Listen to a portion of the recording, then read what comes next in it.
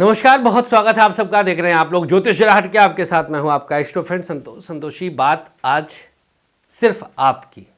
आप कोई भी हो सकता है, आप भी हो सकते हैं।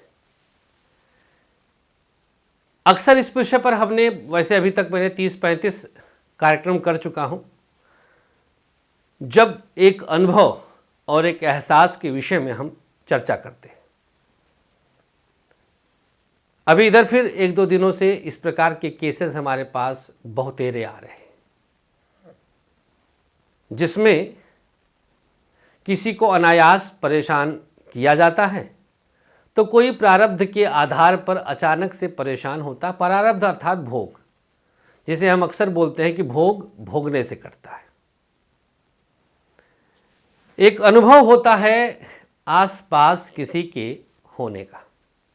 चर्चा करेंगे आज कि कौन से कुंडली के वो योग होते हैं जो इस प्रकार के रियलाइजेशन अकस्मात करवाते हैं। कभी गोचरवश तो कभी कुंडलीवश। होता है तो होता है।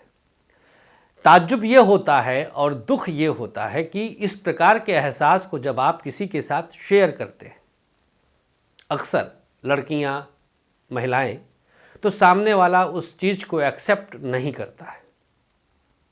वो इस चीज़ को बर्दाश्त नहीं करता है कि हाँ, ऐसा कुछ तुम्हारे साथ हो रहा होगा। तो वहम कहेंगे और मनोचिकित्सक अर्थात साइकियाट्रिस्ट के पास भेज करके नींद की गोलियां दिलवा देते हैं और उसे पागल डिक्लेयर कर दिया जाता है समटाइम्स। लेकिन उसके भोग को, उसके दर्द को, उसके अनुभव को, उसको समझने वाला कोई नहीं होता है। उसका अपना पति भी नहीं, उसकी अपनी पत्नी भी नहीं, उसके अपने बच्चे भी नहीं, उसके अपने माता पिता नहीं, कोई होता है। मित्रों, कुंडली में इस प्रकार का जो योग बनता है वह योग बेहद खतरनाक होता है। उस योग के कारण ही व्यक्ति कई बार विक्षिप्त अवस्था में जाकर और आत्महत्या कर लेता है। आत्महत्या वाले के जन्मांक में इस प्रकार का योग 100% रहेगा चैलेंज के साथ। हस्तरेखाओं में भी हम आपको एहसास कराएंगे कि कहाँ पर वो रेखाएं होती हैं और क्या लक्षण होता है जो आपको आभास कराता है कि आसपास कोई है। वो एहसास आपको होगा, वो अनुभव होगा। कोई गुजरा, आपको लगेगा कि गया, और ये हमने भी महसूस किया है और लिटरली किया है। इसमें कोई ऐसी बात नहीं, और हम इसको बहुत आत्मविश्वास से बताते हैं। हाँ, हमारी क्षमता कुछ कुंडली में ग्रहों के कारण ज़्यादा है तो हम इससे प्रभावित नहीं होते, अपितु जो प्रभाव में है उसको ठीक करने की कोशिश भी करते हैं, क्योंकि हम पे प्रभाव नहीं पड़ेगा। हम पर प्रभाव नहीं पड़ेगा तो हम ठीक कर ले जाएंगे, और जिस पर प्रभाव पड़ेगा वो ठीक करने की कोशिश करता है तो वो भी प्रभावित हो जाता है।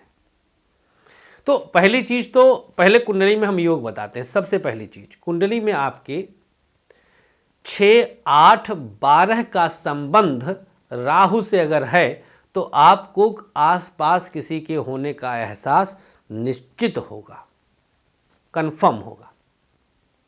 6, 8, 12 कुंडली में छठे भाव, वहाँ पे नंबर कोई भी हो, अष्टम भाव नंबर कोई भी हो, मेष से लेके मीन तक।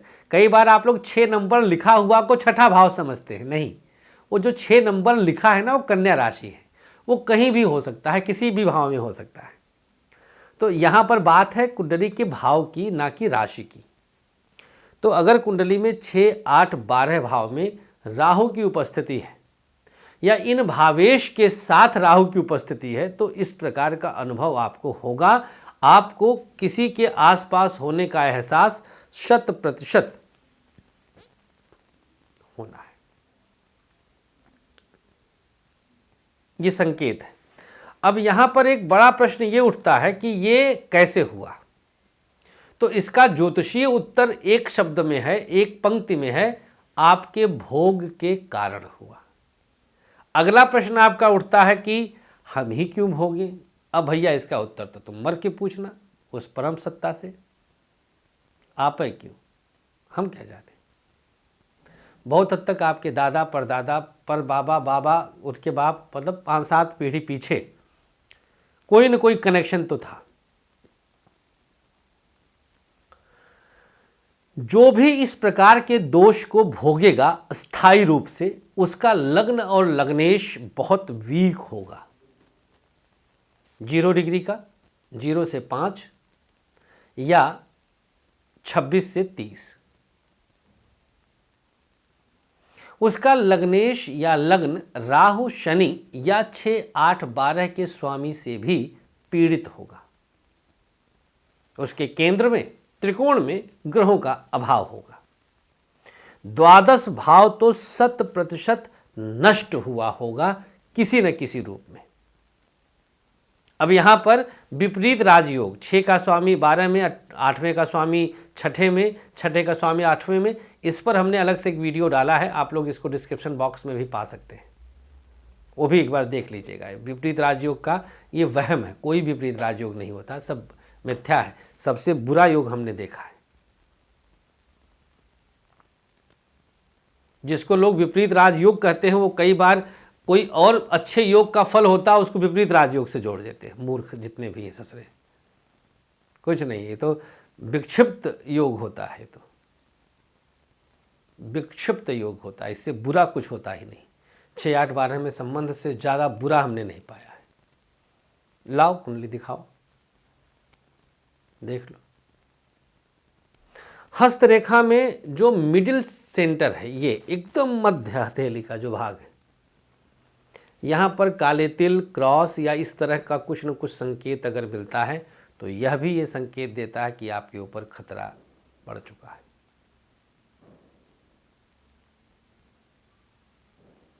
नेगेटिव एनर्जी, तंत्र बाधा इसका मूल कारण होता है, जैसे हम प्रेत बाधा आदि भी कहते हैं।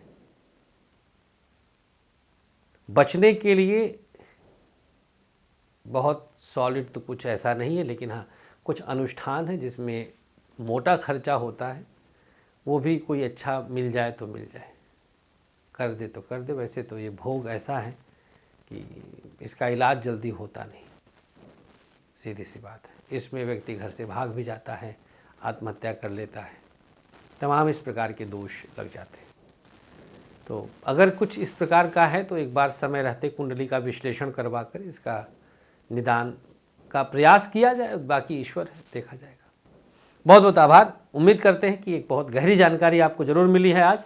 तो आइंदा अगर कोई इस प्रकार से आपको बोले कि उसको रात में सोते समय किसी के दबाव का, किसी के होने का, किसी के साथ कुछ होने का आभास हो, तो आप उसको नेग्लेक्ट ना करिए, इग्नोर ना करिए, उसको वहमी ना बोलिए, उसको पागल ना बोलिए, बल्कि उसको समझने का प्रयास करिए। Thank you so much.